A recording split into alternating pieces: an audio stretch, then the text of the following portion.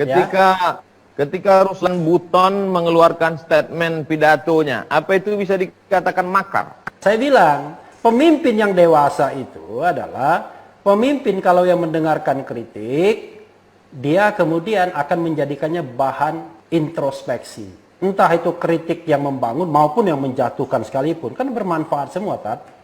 Tapi kalau pemimpin yang tidak dewasa mendengar kritik lalu menyiapkan serangan balasan, dianggap penghinaan dan menyiapkan buzzer dan fans clubnya. Gitu, Tat. Tapi orang kalau terlalu ketakutan, Bang Refli, Ah, paranoid, orang terlalu ketakutan habis nonton film hantu, itu pucuk pisang disangka pocong. itulah persoalannya. Jadi dua orang ngomong Abdul Somad dengan Refli Harun dibilang sedang merencanakan makar. Padahal kita kan Tapi Bang Refli tidak takut nanti kalau dituduh makar. ya kan saya orang hukum, Tat. Ya, saya kan tahu batas-batas di mana orang bisa dikatakan makar dan tidak makar kan. Sepanjang kita menyatakan sesuatu itu tidak boleh dilarang. Ya. Ketika Ruslan Buton mengeluarkan statement pidatonya, apa itu bisa dikatakan makar? Ya, pendapat saya tidak. Jelas tidak. Kenapa? Tadi kan dikatakan orang menyatakan pikiran dan hati nurani itu tidak boleh dilarang. Nah, persoalannya adalah ayat-ayat konstitusi itu yang saya bilang pasal 28E ayat 3 itu sering dipatahkan dengan undang-undang ITE.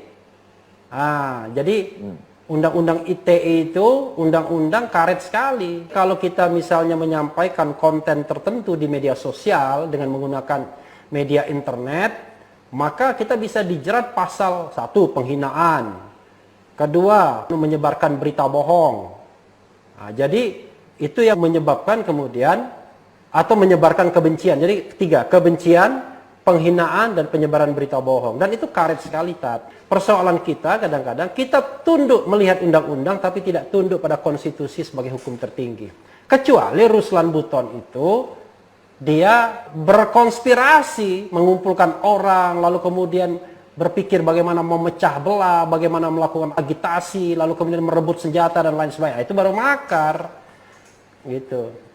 Kerisauan Ruslan Buton itu kan ketika melihat TKA, Bang Rafli. Lalu bangkit semangat patriotisme kebangsaannya.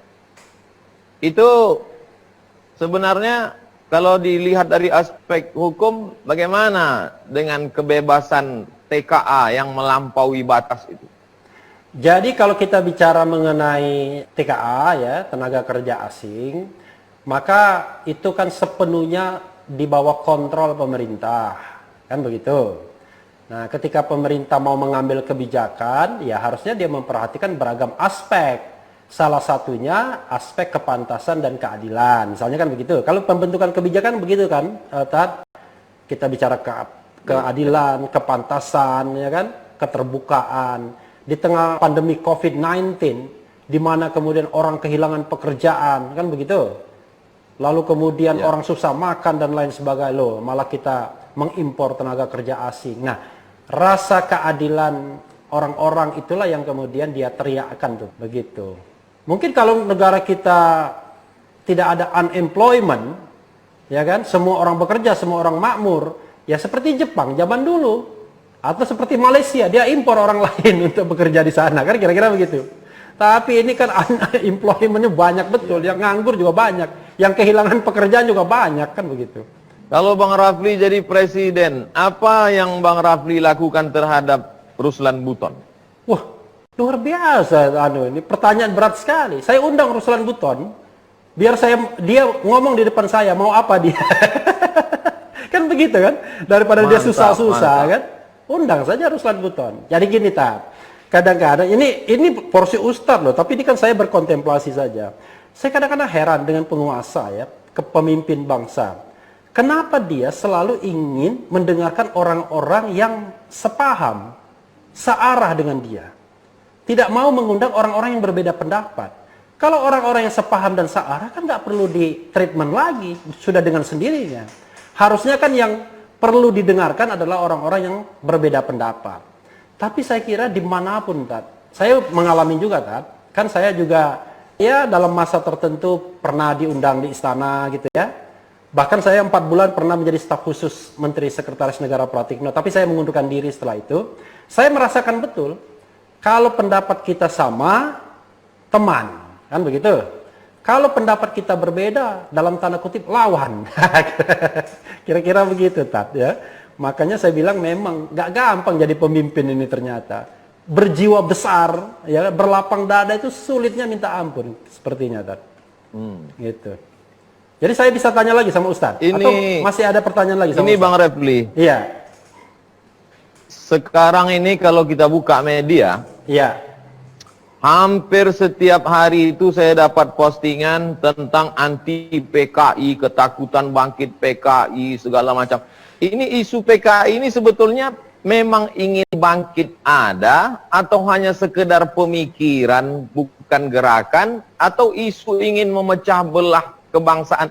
Apa sebetulnya yang terjadi? Pengamatan Bang Refli. Kalau ini agak berat saya menjawabnya, tapi saya ingin menjawab lah. Izinkanlah ya Pak netizen sekalian menjawab. Kita ini sekarang ini sedang dijebak dalam politik bipolarisasi. Jadi kelompok, saya katakan kelompok A dan B aja ya. Kelompok A menggunakan isu-isu yang sama, PKI ya kan, lalu kemudian macam-macam lah. Kelompok B juga melakukan isu yang sama, khilafah, tadi kan ada khilafah ya kan, HTI ya kan, lalu kemudian apalagi kadrun ya kan, lalu macam-macam. Nah, ini yang menurut saya tidak sehat dalam politik kita, Pak Ustadz ya. Harusnya politik kita jauh lebih cair, jangan ada bipolarisasi seperti ini.